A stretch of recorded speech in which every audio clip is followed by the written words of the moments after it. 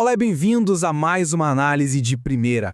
Hoje a gente vai mergulhar fundo num fenômeno que literalmente assombra o mundo corporativo. Sabe aquela situação absurdamente frustrante em que o caixa de um departamento inteiro parece evaporar do nada, exatamente quando a empresa bate todas as metas de lucro?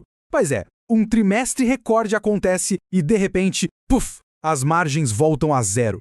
E olha, já adianto, não é mágica do mercado não, é o puro comportamento humano agindo na liderança. Vamos desvendar como isso funciona agora mesmo. Me diz uma coisa, por que um orçamento aprovado com aquela folga maravilhosa parece que sempre é engolido por despesas corporativas totalmente inesperadas? O gestor rala, finalmente consegue colocar o setor no azul, projeta investimentos incríveis em inovação, e aí, dá 2 passos para trás com imprevistos contratuais absurdos. Parece até que tem uma força invisível sugando os recursos das equipes, né? E entender o que é essa força, acredite, é algo que muda completamente o jogo e a estratégia de gestão de qualquer líder. Então, vamos lá. Parte 1.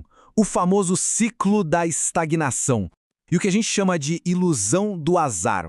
Normalmente, os primeiros sintomas aparecem como aqueles imprevistos clássicos, sabe? Na vida pessoal é o carro que quebra na pior hora possível, a geladeira que queima do nada ou uma emergência médica. Mas quando a gente traz isso para o ambiente corporativo, esses mesmos azares viram aquele servidor caríssimo que pifa de uma hora para outra, um problema gigante com fornecedores ou até uma multa trabalhista bem na semana em que a empresa registrou um lucro histórico. Só que na real, isso não é azar. Esses eventos são os primeiros sintomas de um padrão de estagnação comportamental liderado pelo próprio gestor. Loucura, né?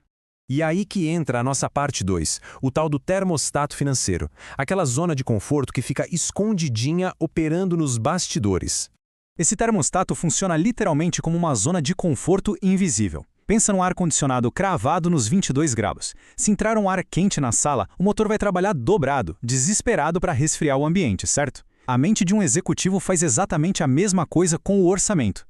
Existe uma calibragem psicológica sobre quanto sucesso um departamento merece ou dá conta de gerenciar.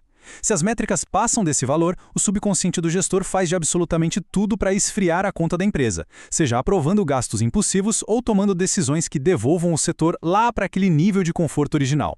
Mas de onde vem essa calibragem? Bom, parte 3. A raiz de todo esse problema. E de onde surge essa culpa em relação ao dinheiro? Lembra daquelas frases que a gente ouvia quando era criança? Coisas como, dinheiro é sujo, isso não é pra gente, ou aquelas lembranças tensas dos pais brigando por causa de contas no fim do mês? Isso não desaparece.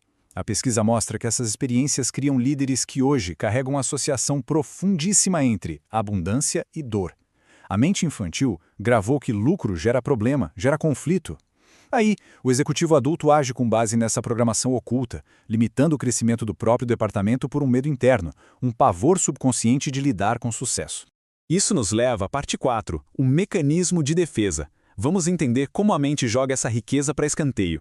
O mecanismo é super simples e funciona em 2 passos. Primeiro, entra um excedente no caixa do setor, o que aciona um alarme vermelho de dor lá no subconsciente do gestor. Segundo, entra a autossabotagem prática. E no mundo corporativo, isso não é gastar no shopping não, é aprovar aquele software caríssimo sem necessidade, estourar o orçamento com eventos de equipe inflacionados ou manter fornecedores que cobram o dobro do que o mercado pede. O cérebro do líder simplesmente prioriza a segurança emocional e dá um jeito de se livrar rápido daquele lucro para evitar o desconforto psicológico. Certo, mas e a solução? Vamos para a parte 5, como romper esse teto e finalmente curar a relação com os recursos financeiros. Olha só, a abordagem que definitivamente não funciona é tentar curar a estagnação na base da força bruta, sabe? Exigir 1000 horas extras, colocar pressão absurda na equipe para tentar quebrar esse teto. Esforço bruto não conserta termostato quebrado. A solução real, a abordagem necessária, é curar a relação interna do líder com o capital. Um gestor que domina o próprio controle emocional financeiro para de drenar o orçamento do seu departamento e aí sim impulsiona o sucesso de todo o time de forma saudável. É uma verdadeira mudança de paradigma. Tem uma constatação nesta pesquisa que bate muito forte. Enquanto a riqueza for vista com culpa, a conta bancária continuará vazia. Isso resume tudo. Não importa o tamanho da oportunidade de mercado ou a genialidade do produto. Enquanto houver culpa associada à prosperidade na mente de quem assina os cheques e toma as decisões, o subconsciente estratégico sempre vai achar um atalho para devolver o balanço financeiro à estaca zero.